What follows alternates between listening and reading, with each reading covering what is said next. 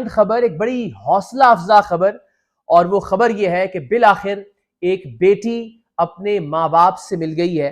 वो बेटी कि जिसको प्यार मोहब्बत का झांसा दिया। Welcome back to my YouTube channel. कैसे हैं हम दोस्त? इकरार और हसन दुआ ज़हरा के घर। जी हाँ ख़वातीन हज़रात, बड़ी खुशखबरी सामने आ गई। इकरार और हसन जो अभी तक खामोश थे और अभी तक जो है वो इस खामोशी से दूसरे अरकान जो है काफ़ी फ़ायदा उठा रहे थे। आज हमारे रिपोर्टर ने इनसे ये बात कहलवाई दी कि अगर उनके पास एविडेंस है तो वह आखिर क्यों जो है जज साहिबान के पास पेश क्यों नहीं करते ताकि ज़हीर गैंग पकड़ा जा सके। बड़ा कदम उठाने जा रहे हैं इकरार और हसन। नए इंकशाफात हो रहे हैं, हर दिन नई पेशरफ, नई डेवलपमेंट, जिस पर लोग काफ़ी ज़्यादा खुश हैं।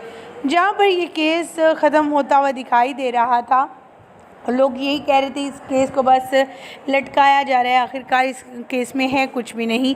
तो आपको यहाँ बताते चलें, अगर वाकई में बहुत सी दरख्वास्तें जो कल की समाअत में दी गई थी, जो कल की अदालत में पेश की गई थी, उन जिनकी समाअत थी, अगर उन दरख्वास्तों पर अमल दरामद हो जाता या फिर कर दिया जाता तो वाकई में ये केस ख़त्म हो जाता और ये केस सारा जो है ज़हीर गैंग के हवाले हो जाता।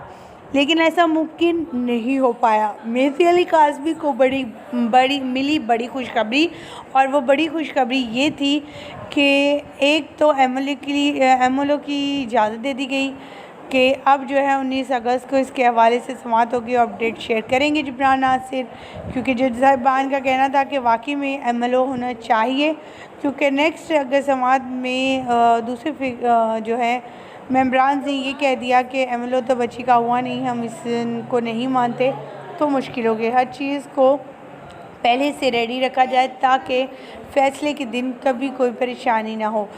वहीं पर जो है जिब्रान नासिर के अलावा, जिब्रान नासिर तो इस हवाले से अपडेट शेयर की ही, साथ में इसके अलावा आपको बताते चलें कि 164 का जो बयान था उसे जो है वो जल्द से जल्द पूरा किया। उस दरख्वास्त पर अमल दरामद का ये नहीं, जो मुगविया बची है उसके बयान को रिकॉर्ड करवाया जाए। इकरार हसन ने एक बड़ी पेशरफ, एक बड़ी जो है बात सामने रखी है। उनका कहना था कि जो लोग ये कहते हैं कि ज़हीर गैंग नहीं है, नेटवर्क नहीं है, तो आपको यहाँ बताते चलें ये नेटवर्क ही है, ये गैंग ही है जो एक के बाद दूसरे, दूसरे के बाद तीसरे और तीसरे के बाद चौथे वो तमाम लोग मुल्ज़िमान होते हैं जो मुल्ज़िम का साथ देते हैं और उसके छुपने में और उसको छुपाने में उसकी मदद करते हैं। तो ये लोग तमाम लोग ही जो है वो गैंग का हिस्सा बन जाते हैं ऑटोमेटिकली।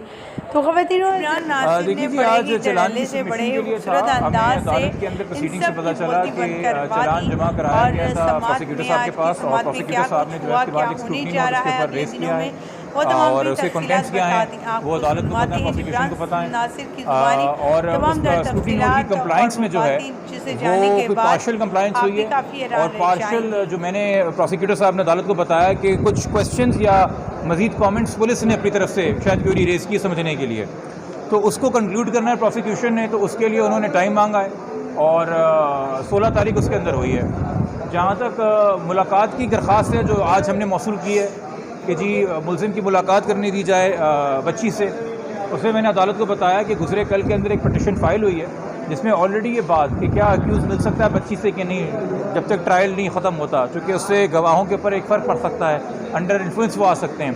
तो हाई कोर्ट ने ऑलरेडी उस पर नोटिस किया हुआ है मुल्ज़िम को, सब लोगों को 18 तारीख के लिए। तो बेहतर है कि हाई कोर्ट इस पर फैसला कर ले, फिर इस पर कोई मज़ीद कार्रवाई हो। तीसरी बात थी जी 164 के बयान से, उस पर एक बड़ी अजीब सी बात है कि जब अब तक के सारे बयानात बच्ची के जो हैं वो मुल्ज़िम के फेवर में है, जो मुल्ज़िम का अपना मौक़िफ़ है, मुल्ज़िम का सारा केस इस बात पे खड़ा हुआ है कि जी बच्ची का 164 का बयान मेरे फेवर में, 161 का बयान मेरे फेवर में, जो और 2-3 मजिस्ट्रेट्स को उसने बयान दिए मेरे फेवर में। अच्छा, अभी रिसेंटली जो आपके पास मीडिया के तवज्जुह से हमें मिली 1 तारीख की प्रोग्रेस रिपोर्ट, जिसमें आयू साहब ने कहा है कि मैंने फिर बच्ची का बयान लिया है और उसमें भी वो पुराने बयान की तस्दीक कर रही है।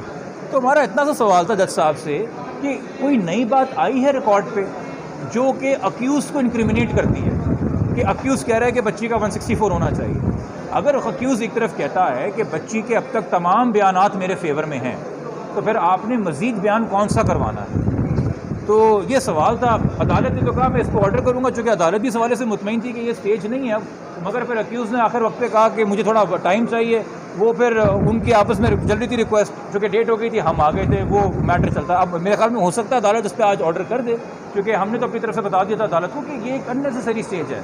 आप चालान की स्टेज पे खड़े हुए हैं, चालान के बाद ट्रायल होना है, और या तो कोई नया इंक्रिमिनेटिंग एविडेंस होता, या तो आईओ साहब आते नहीं और कहते कि जी मैं बच्ची से मिला और बच्ची ने मुलजिम पे फलाना फलाना इल्ज़ाम लगा दिया, और फिर अक्यूज़ कहता कि जी ये तो गैर हाज़िरी के अंदर बयान हुआ है, दबाव डाला गया है, ये बच्ची के बयान की तस्दीक करवाई जाए अदालत में।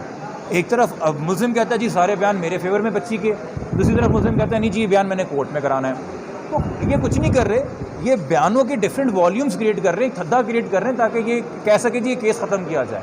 एक abuse of process of law है मेरे नज़दीक। तो चाइल्ड मैरिज रिटेल एक्ट इसमें लगा हुआ है, उसमें लगी हुई है, इस दौरान क्या मुलजिम को मिलने की इजाज़त है? अगर वो मिल भी जाती तो फिर चाइल्ड मैरिज कराने की दफ़ा क्या जरूरत है? देखिए, Sindh honourable Sindh high court ने ऑलरेडी केस के अंदर सीपी में 2 साल पहले ये एक प्रेसिडेंट कायम किया था कि सिर्फ उस केस में नहीं, उसको रिपीट भी किया गया 2-3 और केसेस में कि और उसके बाद सिंगल बेंच के अंदर भी ये और रिपीट हुई चीज़ें 491 में एक और केस में भी कि जी during the pendency of the trial मुलाकात ना करनी दी जाए ना, जो कि एक जगह एक मुलजिम है, एक जगह एक प्राइमरी गवाह है, फिर ट्रायल का फ़ायदा नहीं है। अगर आप मुलाकात करने देंगे और इन्फ्लुएंस होने देंगे, फिर वो ट्रायल की स्टेज तक मामला हो जाए। अगर आपने मुलाकात करनी है इस बेसिस के ऊपर कि जी मेरा तो एक निकाह नामा है, तो आप फैमिली कोर्ट जाइए, वहाँ पे suit for conjugal rights file कीजिए, वो एक अलग रेमेडी है कानून के अंदर। बट ये कम से कम मेरा मौक़िफ़ है। मैं अदालत के बिहाफ पे आपसे बात नहीं कर सकता, ना मैं प्रोसिक्यूशन के बिहाफ पे बात कर सकता हूँ, ना मुलजिम के बिहाफ पे। मैंने जो उनसे सुना अदालत में और जो हमारा मौक़िफ़ था, बस मैंने आपको वो वर्बेटम बताया। ठीक है जी, शुक्रिया।